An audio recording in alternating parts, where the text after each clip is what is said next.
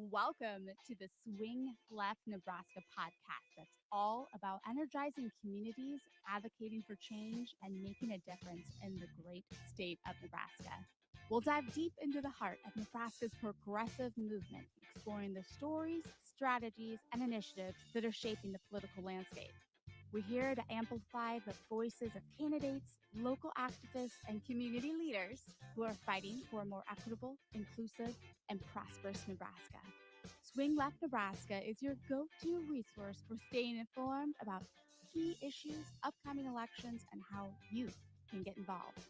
Whether you're a seasoned organizer, a concerned citizen, or someone who's looking to make a difference for the first time, we've got you covered.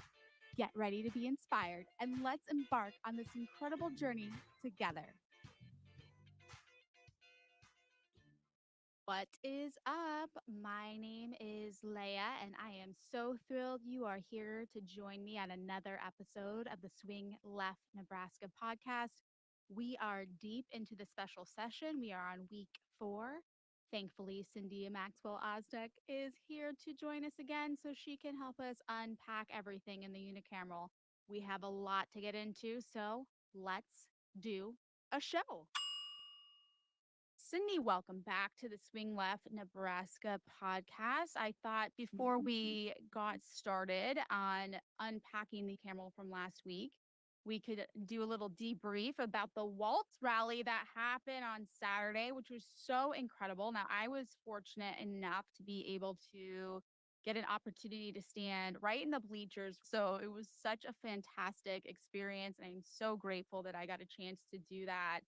But one thing that stood out is some of the legislators were actually there, and Tony Vargas got to speak.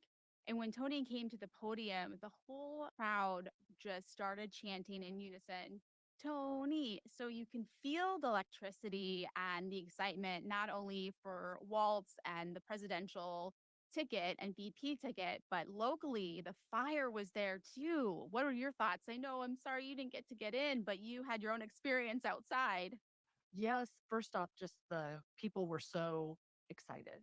And you could see people who had joy because they were working for a ticket that they would have, right, to bring progressive policies and serve all of our neighbors. That was something I was really excited about, as opposed to all the negativity that you're seeing on the other side. And so I was outside in the line. There's like a field where people had to queue up and just snake back and forth through this line.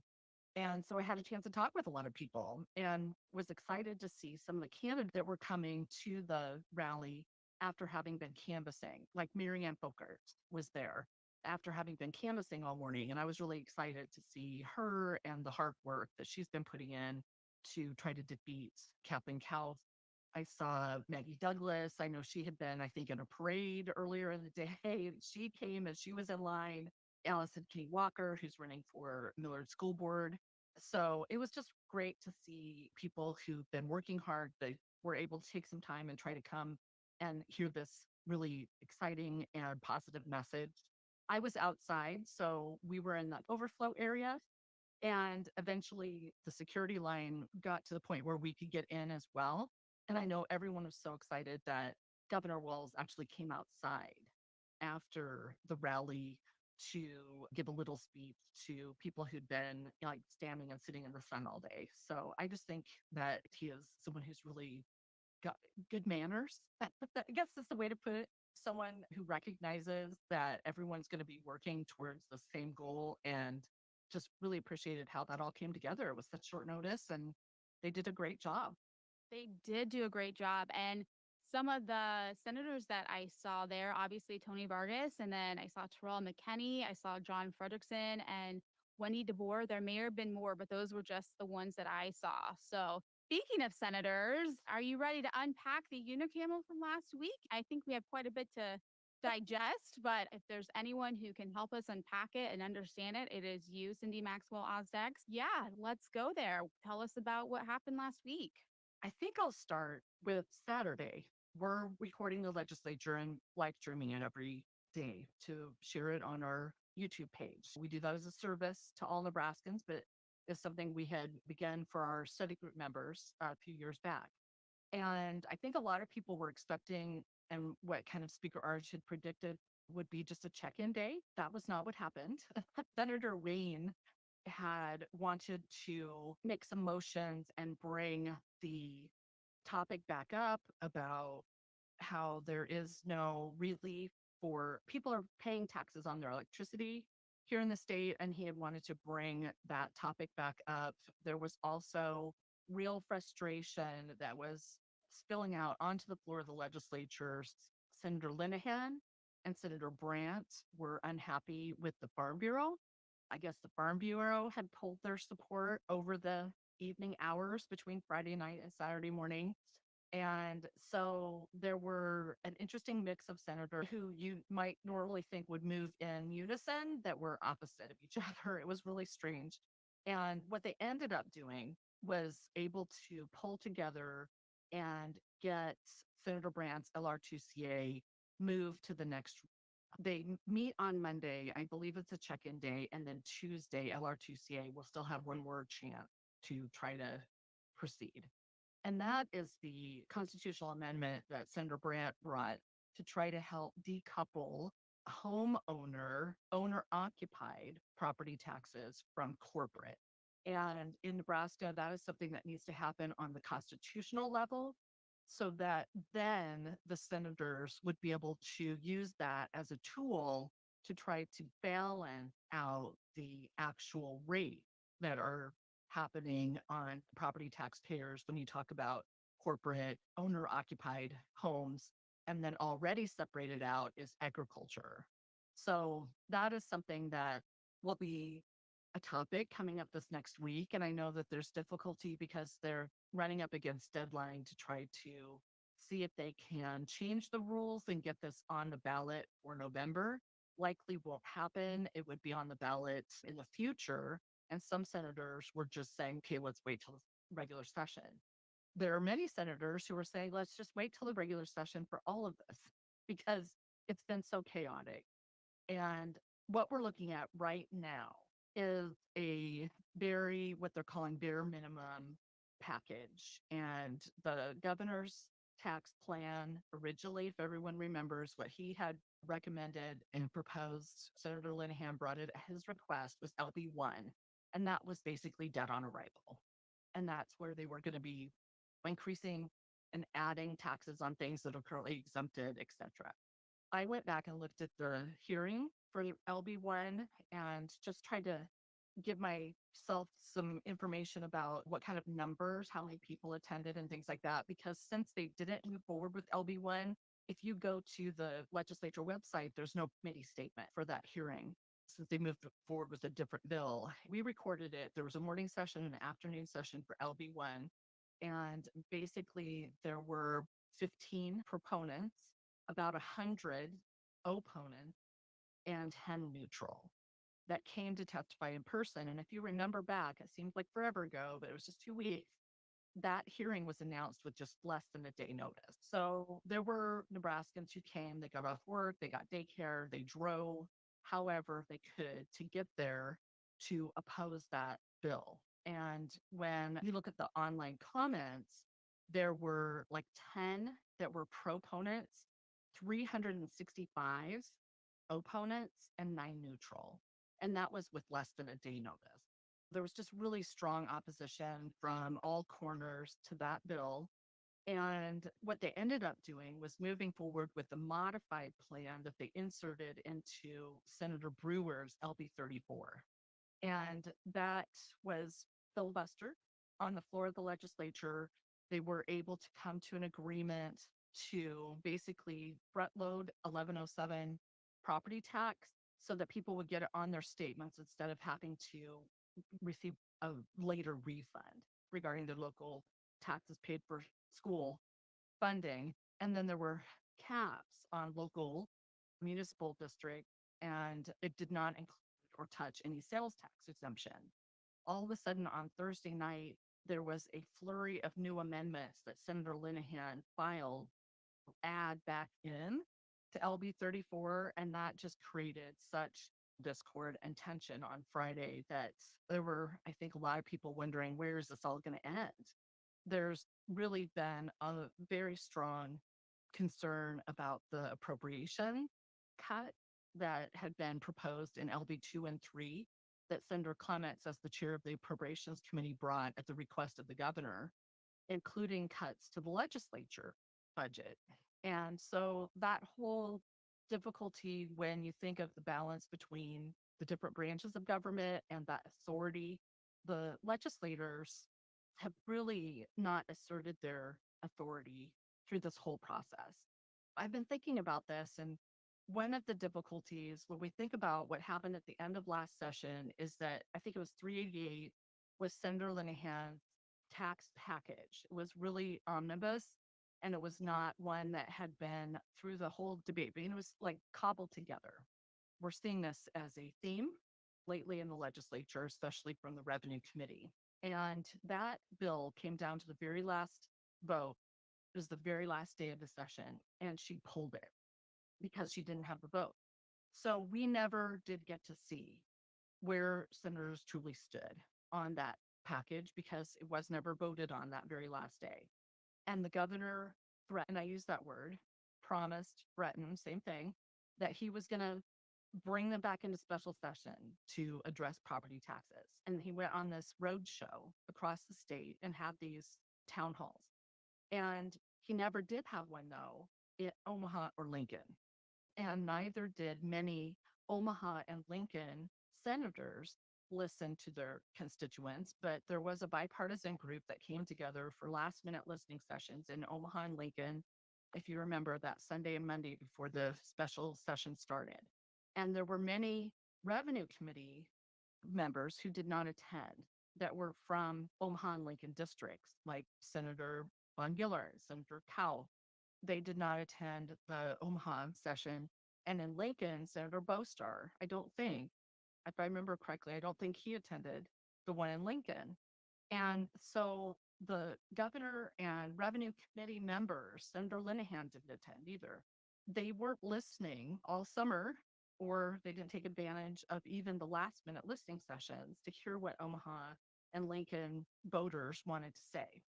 And then the governor made his constitutional call late afternoon before the special session was supposed to start the next day. And it tied the senators' hands in what they would be able to consider in this special session. And I think that fundamentally that whole process was flawed because the revenue committee only truly considered the governor's plan all the way through, even though there were 80 bills brought and 20 something constitutional amendments by all senators, like all sorts of senators, all sides of the aisle, rural, urban, you name it. There were bills brought that would help target property tax relief to those who are most struggling. We keep hearing about the true crisis that is happening for people who have fixed income and their property taxes are raising to the point where they may be unable to stay in their homes. Senator Kavanaugh had a homestead exemption bill that would have targeted relief to those struggling most. And those types of things were never considered. They just truly tried to shape it through the speaker's schedule to only focus on the governor's plan through the revenue committee. And I think that's why we're seeing the senators at such an impasse. If anyone wants to go back and look at the floor debate the past week, here William has really been on a tear. And he's been sharing quite a bit about how it works in the legislature, some of it behind the scenes. And if you only have a certain topic in front of the legislature, there's no way to do some of the wheeling and dealing that might usually happen to try to bring some senators along because they don't have anything to trade.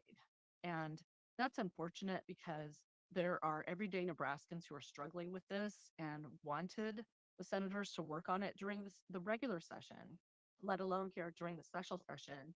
And since they aren't truly considering solutions from all corners, what we're at now is a point where we're just trying to get out of this session with the least damage possible. It looks like there may be an opportunity to pass LB 34 with what they call these bare minimum types of relief. The governor has already said he would veto the bill if they do raise the caps on local county and city taxes, which really puts these local municipalities in a hard spot because that's where you get your roads and infrastructure and other types of services. And they've been dealing with unfunded mandates to the point where it is really going to be difficult, I think, for some of these local districts if they don't have any flexibility in their levies. I don't know if that makes sense. I'm just trying to give you a little bit of an overview. It was too wild of a ride to go into all the details with the ups and downs this week. It was chaotic. It was something that I think that a lot of people are realizing not the way we should do policy to best serve all Nebraskans. And I would, if you had another minute or two, I would mention a couple of things about the appropriation cuts that were talked about for HHS and Yeah, no, go for it. That's why we're all here. That's why all these ears are tuned in. It's because we are here to listen to what you have to say. it was shocking. Senator Kavanaugh first was talking about HHS cut. And the thing, if you listen to the hearing with the director of HHS and this consultant that's been hired to try to help with funding through the state, is that there were just these nebulous cuts that were talked about. They kept saying efficient, but there was no actual concrete plan that would lay out exactly how this was supposed to happen. And so there was a lot of discussion back and forth about these cuts. And I think it was this week. I don't know. I hope I'm not repeating from something that might have happened last week, but Senator Kavanaugh was bringing forward concerns that had been brought to her. And there were even last spring some problems with payroll in certain departments. And she was mentioning the fire marshal division as well as veteran affairs. And it is concerning to think that things are chaotic, potentially even on the inner administration of these departments from the executive level, the branch with the governor. And so then it was like, okay, what about our vulnerable neighbors when we're talking about HHS and how they would rely on these services? And Senator Clements and the appropriations team made their recommendations and trimmed down the governor's plan, but it still included things that were concerning to many senators, including a few on appropriation. So that was interesting because usually appropriation works in unison on these issues. That Senator Terrell McKinney was just committed to try to bring attention to what is happening in our prison. Right now, of course, we're building new prison, but our current prison is in disrepair regarding basic things like water and having clean water, and also with some of the different programming that is necessary for those who are incarcerated to be able to meet the needs for their parole or to just learn and better themselves before they come back and rejoin us here in our communities. And he was talking about the problems with the water main disrepair to the point where it's affecting drinking water. We've heard about that in the past, but then he also talked about sewer issues to the point where he was specific. So we can all try to understand what these people who are dealing, they're living in these conditions on our behalf, right? The state authority and the state's responsibility. And these conditions are inhumane. It's difficult to talk about, but I think it's important that everyone understand that there are currently need for prisoners to have bucket to be scooping feces out of the toilet so that they could function properly. This is what they're dealing with.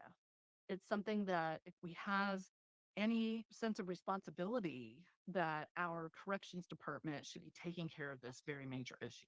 Absolutely. Yeah, it was just shocking. And the corrections cut were also very nebulous and not really fine tuned. I think it was good that these things were discussed on the floor of the legislature so that all Nebraskans can hopefully be in touch with their senators and insist that these issues be taken care of because it is something that is truly, I think, again, the principles of most people with good conscience. We want to make sure that anyone in our care has clean drinking water and sewer services that are safe, hygienic, and humane. Absolutely. Couldn't agree more. So, looking ahead into the future, what would you say we can expect for this upcoming week? But seems to be changing minute by minute. Again, on the schedule for the agenda for Monday, there is nothing. It's just basically to check in, make corrections for the journal, and the ability for things to be read through. And then they will adjourn again and convene on Tuesday, which I think will be where we really see what's in plan on Tuesday. So, in the meantime, I think everyone should be contacting their senator, asking them to do this very bare minimum, at least to help people currently who are not receiving the credit on their property tax statements, and they're also not taking advantage of the later refund on their income taxes. We need to get that fixed. It should have been handled when they passed 1107 in the first place. Work on the cap and not restrict the local municipal levy to the point where people can't grow. If we've got cities and counties that are growing, we want to make sure that we're not restricting that. And we want to make sure they don't touch the sales taxes because they're not doing it in a principled manner and they're not doing it in a careful manner that with modeling and things like that. It's just been chaotic. No one really knows the impact. We just really need to make sure that they handle this in regular session. Absolutely. I look forward to unpacking that all with you next week. And as always, thank you so much for helping us understand and unpack what's going on. So, thank you so much for your time and thank you for explaining everything to us. Yes, and just one more plug, make sure everyone is aware who their current senator is if they're up for reelection to try to make sure and support people who will be representing everyone, including our most vulnerable in the state. And if you're in a district that is not up for election, make sure you find a nearby one and really support some of these great candidates. Definitely. Good plug. All right, Cindy, we'll catch you next week. Thank you. Thanks. Thanks for tuning in to today's episode. We hope you enjoyed listening to our discussion. And if you did, please subscribe, rate, and review, and share our podcast. It really does help us reach more listeners like you. Stay engaged, stay informed. Until next time, let's mobilize, let's take action, let's go. Ready, set, go. Get ready to go.